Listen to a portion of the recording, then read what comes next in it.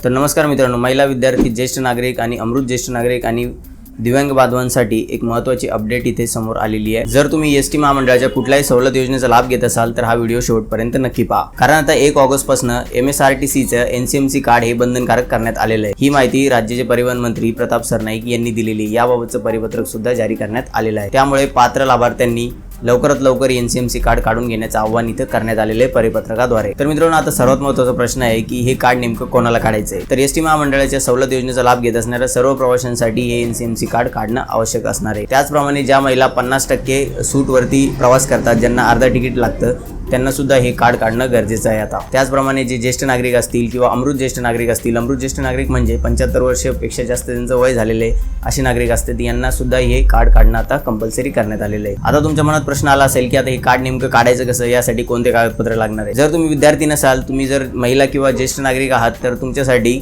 Card काढण्यासाठी फक्त आधार card आणि मोबाईल नंबरची आवश्यकता तुम्हाला लागणार आहे। यासाठी तुमच्यासाठी 4000 पेक्षा जास्त जे अधिकृत केंद्र आहे ते सुरू करण्यात आलेले आहे। जर तुम्हाला तुमच्या जवळपास केंद्र भेटत नसेल तर तुम्ही ST डेपोमध्ये जाऊन सुद्धा या कार्डसाठी ॲप्लिकेशन करू शकता आणि तिथे अजून वेगळी काही माहिती लागते का तेही विचारा, पण यापेक्षा जास्त काही कागदपत्र लागत नाही कार्ड काढण्यासाठी। फक्त यासाठी तुम्हाला 150 रुपये चार्ज लागणार आहे कार्ड काढण्यासाठी आणि त्यानंतर तुम्हाला हे कार्ड दिलं जाणार आहे। आधी तुमचं रजिस्ट्रेशन होईल, त्यानंतर व्हेरिफिकेशन झाल्यानंतर तुम्हाला घरपोच तुमचं कार्ड पोहोचवलं जाणार आहे। आता हे कार्ड तर आपण काढू, आता यासाठी आपल्याला थोडेफार चार्ज तर लागणार आहे पैसे, पण आता या कार्डचे नेमकं काय फायदे आहेत हे आपण थोडक्यामध्ये जाणून घेऊया। आता या कार्डचा सर्वात मोठा फायदा होणार आहे की तुम्हाला कॅशलेस प्रवास करता येणार आहे, म्हणजे आता तुम्हाला कॅश खिशामध्ये बाळगण्याची गरज पडणार नाही किंवा प्रवास करताना जे काही सुट्टे पैसे देणे घेण्याचा जे काही प्रॉब्लेम होतो तो सुद्धा आता या कार्डमुळे होणार नाहीये, कारण आता हे एक प्रकारचे ATM कार्ड सारखं स्मार्ट कार्ड असणार आहे। हे जर कार्ड तुम्ही काढलं तर फक्त बसनेच प्रवास नाही तर बाकी सुद्धा ज्या काही तुमच्याकडे वाहतुकीसाठीच्या सुविधा उपलब्ध आहे तिथे सुद्धा हे कार्ड वापरलं जाणार आहे। भविष्यामध्ये तुम्हाला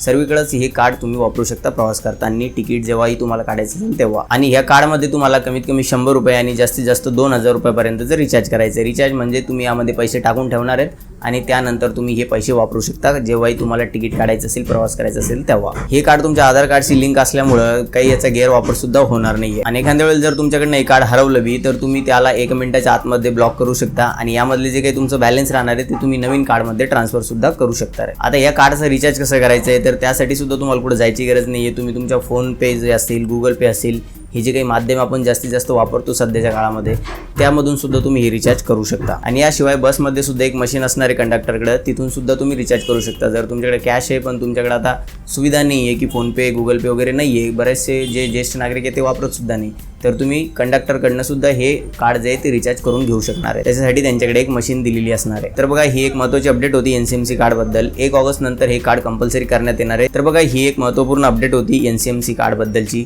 या व्यतिरिक्त जर तुमच्या मनात अजून काही प्रश्न असतील तर तुम्ही कमेंट बॉक्समध्ये विचारू शकता। तुमच्या आसपास हे कार्ड बनवण्यासाठीचे जे काही अधिकृत केंद्र आहे ते अवेलेबल आहे की नाही तेही कमेंट बॉक्समध्ये सांगा। आणि आतापर्यंत तुम्ही कार्ड बनवलं आहे की नाही किंवा बनवण्यासाठी दिलेलं आहे की नाही ते सुद्धा कमेंट करून नक्की सांगा। भेटूया नवीन माहितीसह नवीन व्हिडिओमध्ये, तोपर्यंत धन्यवाद।